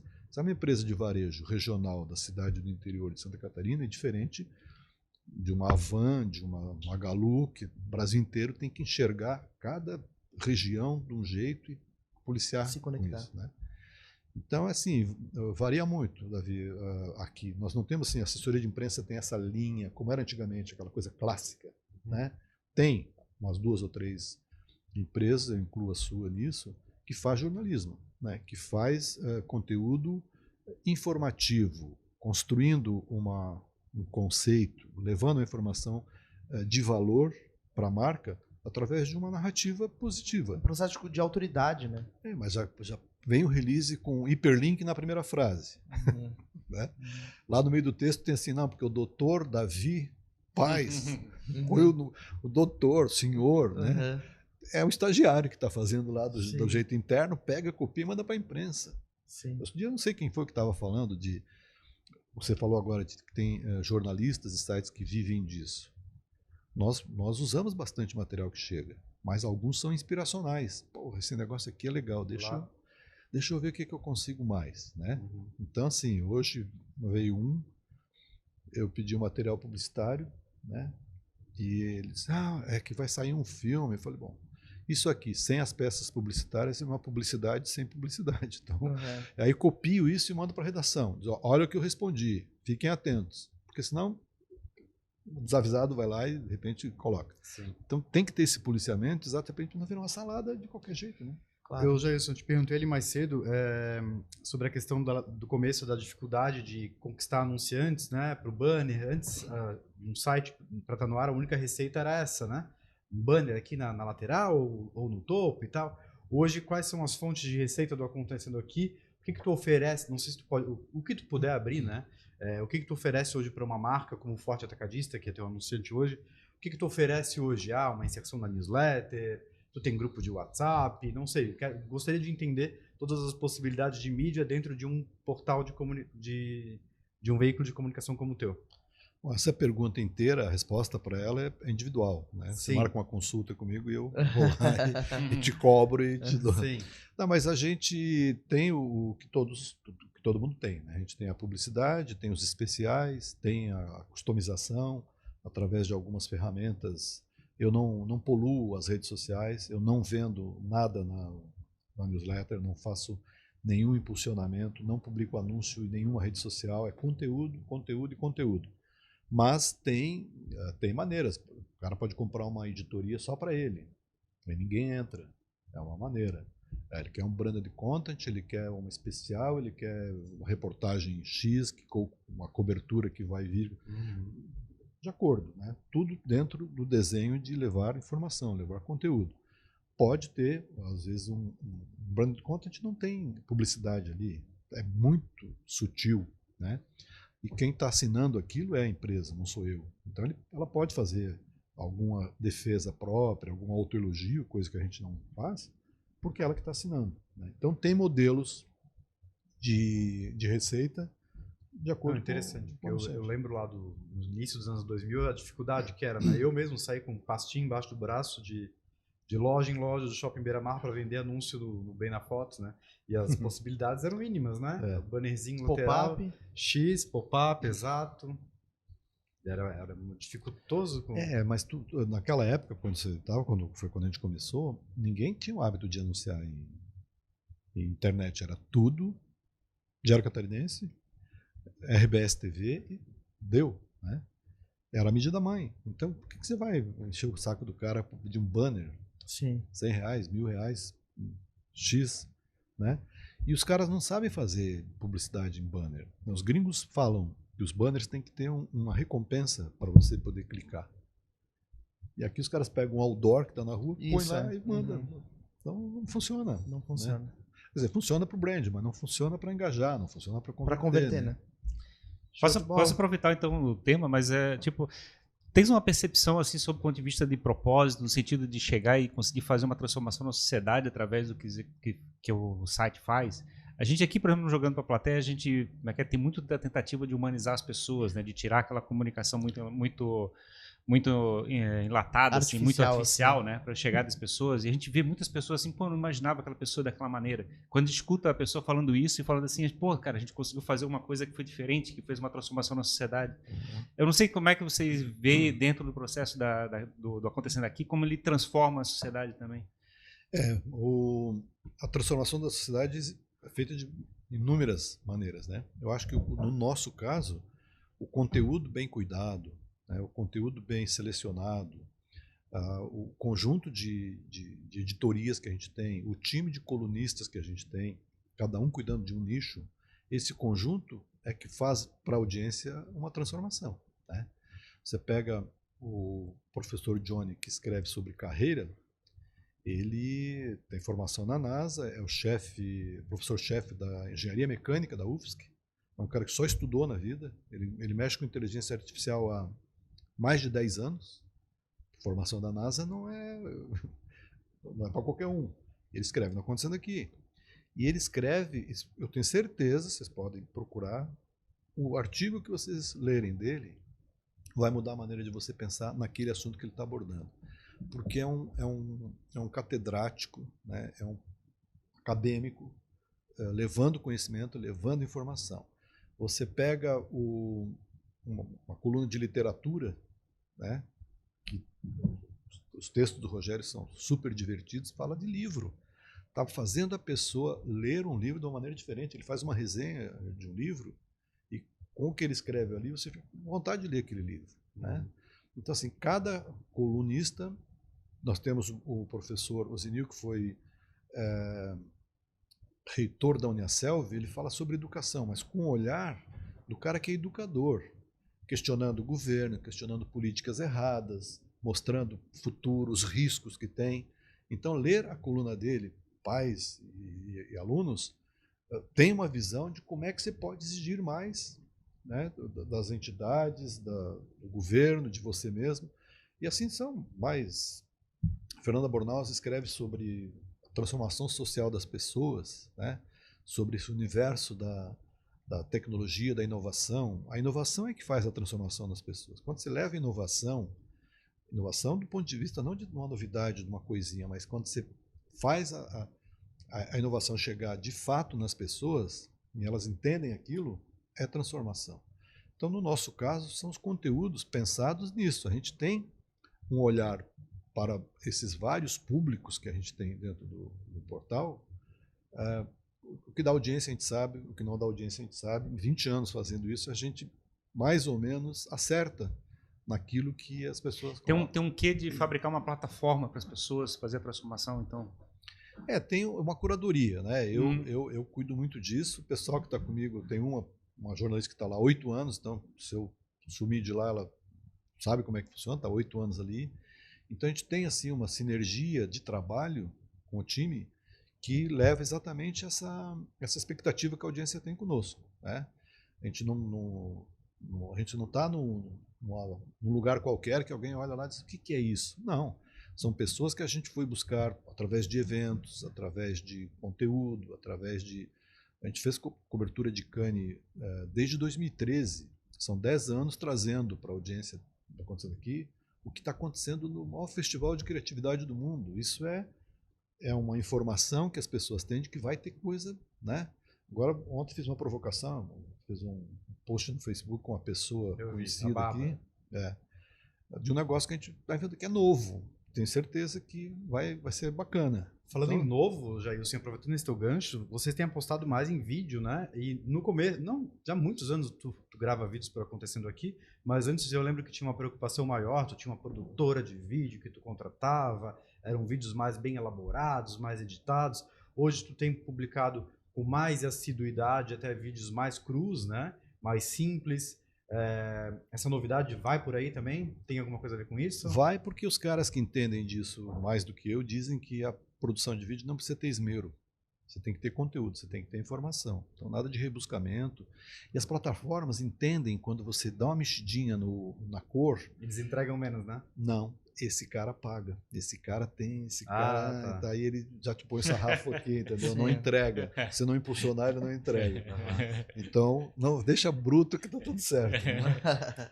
Não quero deixar de te perguntar, Jailson, tu mencionou ali antes o Diário Catarinense, que é um veículo nosso que deixou de ser impresso diariamente já há alguns anos, virando uma revista semanal, né? Acho que não tem mais uma cara de jornal. Mas a gente ainda tem um impresso diário aqui na nossa região, na Grande Florianópolis, comandado pelo Grupo ND. Como tu avalia isso? Se ele já está, na tua opinião, numa sobrevida? Como tu vê o impresso? E eu queria um ponderamento teu em relação à nossa realidade Florianópolis, Santa Catarina, em relação ao restante do Brasil. O Brasil é muito plural, né? E aqui em Santa Catarina, se tu viaja, e eu ando muito pelo estado, principalmente pelo meu atendimento ao Forte Atacadista, cada cidade é muito particular, né? Muito particular. Muito. Um veículo que conversa aqui com a nossa região não conversa com a região lá. Se a gente vai para São Bento do Sul, tem São Bento do Sul, uma cidade com, acho que não chega a 85 mil habitantes, não tem. E tem um veículo lá que tem um jornal impresso, diário, que há 2 anos, não sei o dado hoje, há 2 anos eles tinham 7 mil exemplares diários impressos. É um número gigante.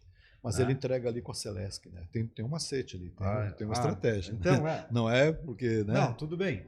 Mas eu queria saber a sua avaliação, ainda se justifica um impresso. Eu acho que é o seguinte, tem público por impresso, sim, mas tem que saber fazer o impresso. Né? Se o ND está fazendo, eu não vou julgar se ele está fazendo certo ou não. Mas você pegar o Estadão, que tinha historicamente 800 mil exemplares de tiragem, tem 40 mil e caindo, né? Por quê? As pessoas vão aprendendo a mexer na internet, vão aprendendo a ler no celular. Aquele tempo que levava para passar um jornal inteiro meia hora no mínimo, né? Como é que o jornal sobrevive, na minha opinião? Se ele se dedicar a levar os assuntos relevantes da sociedade a sério e com profundidade. O que eu quero dizer a sério e com profundidade? Não que não se faça. Mas assim, se você levar informações como a internet leva, 24 horas não tem mais, já não foi, é, né? Não faz é o sentido. caso. Isso é o papel da internet. Então, o jornal, e principalmente o impresso, ele tem que aprofundar, ele tem que ter pensadores escrevendo. Opinião, né? Opinião e pensadores. Eu vou dar um exemplo. Tem uma rua tal que está com um buraco, não sei o quê. Enquanto não resolver, o poder público não for lá resolver, o jornal tem que ir lá todo dia fazer uma foto, botar na capa, todo dia, até terminar. Esse é o caso do São Bento do Sul. Não sei se o jornal faz isso. E funciona muito, né? O Diarinho em Itajaí faz muito isso, eles são muito... A comunidade conversa com eles, né? Eu fico sabendo de coisas de cliente meu através do Diarinho. A editora do Diarinho me liga, Davi, chegou aqui uma reclamação. Em vez de eles fazerem um BO na delegacia, eles buscam o Diarinho, né? Sim, porque fica em cima. Né? Então, assim, é muito mais o papel da imprensa toda, né, de descobrir o que quer, qual é o público que quer. E fazer um serviço para a sociedade? E estudar e fazer um serviço à sociedade. Porque prestação de serviço. Eu pego o celular agora, eu sei o que o New York Times está dizendo agora, o que o Tokyo Shimbun está dizendo agora, o que o Estadão publicou agora. Por que eu vou esperar o jornal amanhã para me contar isso? Claro. Agora, se amanhã eu sei, amanhã eu vou pegar o ND, amanhã eu vou pegar o Diário, vou pegar o e eu vou saber por que o prefeito fez aquele troço e não fez, eu quero ver como é que eles estão tratando disso. Isso é um papel da empresa, do meu site, do teu, o meu é vitrine da propaganda, mas o veículo de comunicação, seja impresso, rádio, o que for, ele tem que ir lá na veia. O cara não vai pegar um rádio, sintonizar no dial 101 ponto não sei o quê, para ver notícia, para ouvir o que está na internet, o cara está lendo no Estadão. Porra, eu leio. Né? Mas eu estava discutindo isso anteontem ainda com uma pessoa, e eu falei tal coisa que eu tinha visto. Nossa, tu viu isso que saiu o dia inteiro? Ele falou, não, nem ouvi falar. Não impactou a minha bolha, acho que foi a resposta dele. Né? O jornal ainda não teria esse papel, num cenário ideal que eu visualizo, de fazer uma curadoria e um resumo de não impactar. Eu não sigo nada, exemplo, né? Eu não sigo nada sobre política, mas no jornal eu vou passar pela editoria de política e ali vou ter pelo menos um resumão, uma leve ideia. São os pensadores, os difusores. Se você tiver um time de pensadores com opinião forte, com respeito e que aprofunde, sim, né? Porque se você tiver um jornal que replica o que está na internet, ele só está imprimindo o que está na internet. Mas ao mesmo assim já não está furando a tua bolha? Porque se eu não sigo nada sobre futebol, porque eu não me interesso, Mas lá no jornal do dia seguinte, eu passar por ele... Não tem como você contemplar 100% dessas bolhas, né? Você tem um leitor de jornal diferente do leitor de celular. O próprio pessoal do ND sabe que o público que lê jornal é um público que gosta de ler jornal. Quantos são? Não sei o número deles. Mas são as pessoas que gostam de jornal. Eu gosto de pegar a revista, de abrir, gosto de sentir o cheiro da tinta. Eu fui criado nisso.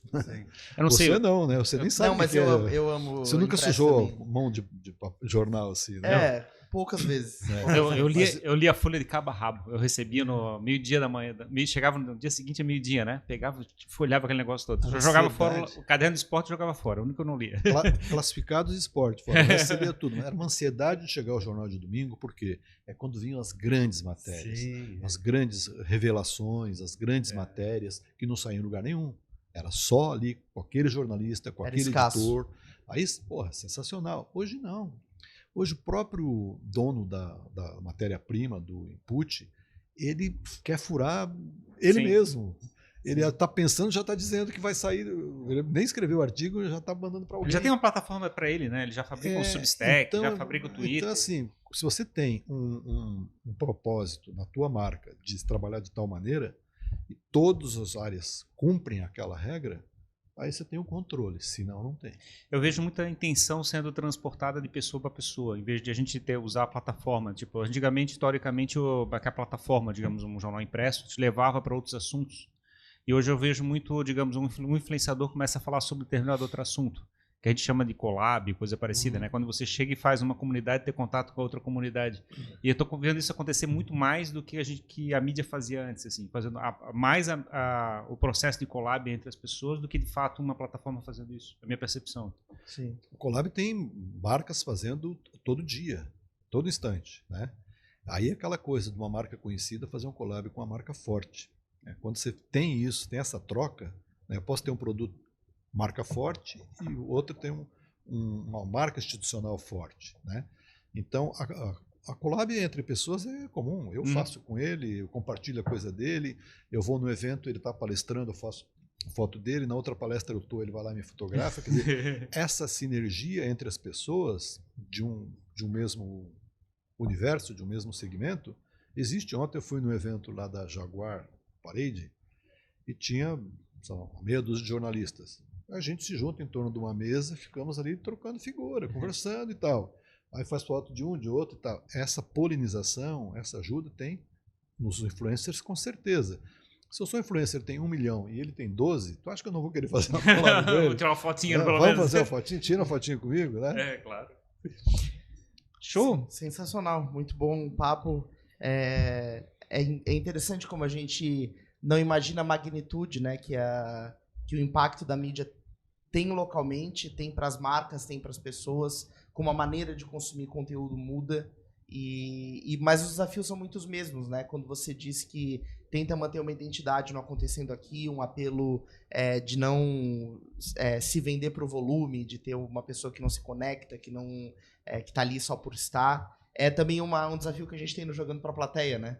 É algo que a gente também passa como desafio e às vezes a gente chega num decisor de marketing e o cara fala, tá, mas eu quero 30 milhões de pessoas, né? Não quero 5 mil de audiência, eu quero... Talvez ele não queira resultado, ele queira mostrar para o chefe dele que ele conseguiu milhões. Exato. Então, não, né? é um Quando dilema. Quando você pensa em resultados, você tem que valorar as coisas de acordo com... Que é a missão do CMO hoje. Claro. Antes era ROI apenas, hoje ele tem que buscar encantar cada tipo de cliente com uma experiência única para aquele grupo, né? Claro. Não tem mídia de massa. E fabricar intenção, né? No caso, acho que no meu entendimento as pessoas estão cada vez mais buscando essa intenção, né? Tipo, eu sigo essa pessoa, eu paro de seguir aquela pessoa, né? Então, como é que eu tomei essa decisão, né? Eu tive uma intenção. Eu acho que a gente chegar e começar a descobrir como é que se manipula essas intenções. Mas esse é um tipo de pessoa que não sei descrever. Quem fica cancelando, seguindo, não seguindo. Não sei, eu não convivo com esse tipo de pessoa. Eu sou meio doido, então. É isso aí. Você faz isso? Não, segue todo mundo? Eu não sigo todo mundo, né? Mas não fico nesse vai e vem também. Não. Ô, Jimmy, deixa eu fazer uma última pergunta aqui pro Jailson. Sim. Se for números do acontecendo aqui, eu não vou responder mais. Não. Pô, Chega. você já tirou a ficha É, inteira. não sei. Eu quero falar sobre publicidade agora. Ele vai montar um site. Eu tenho visto marcas grandes, até tanto aqui de Santa Catarina quanto de outros estados, migrando o seu atendimento de agências muito grandes e tradicionais para agências menores, agências boutique. A que se deve esse movimento? Preço? Não. Um atendimento mais personalizado?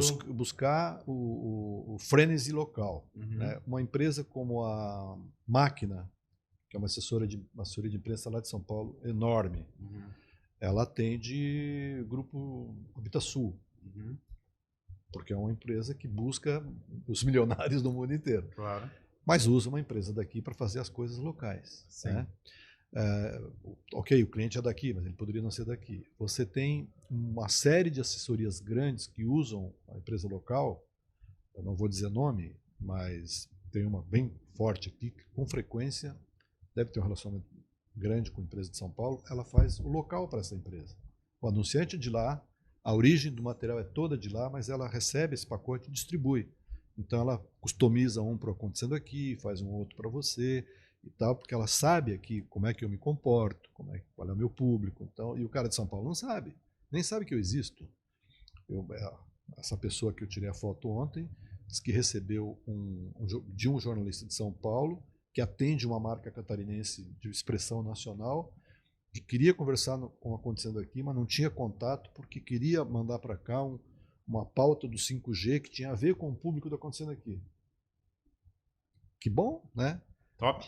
Agora, ele lá em São Paulo vai conseguir chegar no acontecendo aqui? Pô, mas na Roma do acontecendo aqui tem um envie sua notícia? Pois é, mas ele achou melhor pedir o telefone, o CPF, Sim. né? Então as locais têm um papel bacana, sim, para as empresas de lá, porque se você tiver um cliente daqui, quiser fazer em Recife, tu não sabe qual é o jornalista, qual é o acontecendo aqui, qual é o Diário Catarinense lá no Recife, você não vive lá.